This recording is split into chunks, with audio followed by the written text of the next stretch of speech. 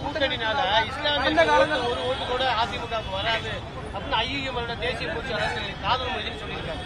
தம்பி, இந்த விஷயத்துக்கு நேற்றைய தினம் கழக பொதுச் செயலாளர் அவர்கள் தெளிவான விளக்கத்தை சொல்லியிருக்கின்றார்கள்.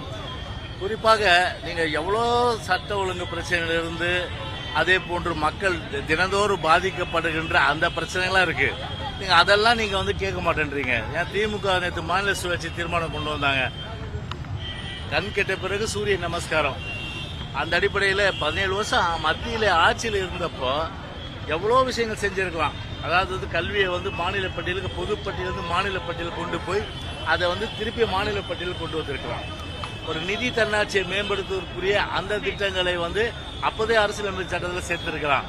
ஆனால் இது போல எவ்வளோ விஷயங்கள் சொல்லலாம். கச்சத்தீவு, முல்லை பெரியாறு, அதே போன்று காவிரி நதி நீர், இப்படி பல்வேறு விஷயங்கள் இன்னைக்கு கோட்டையை விட்டுவிட்டு கண் கெட்ட பிறகு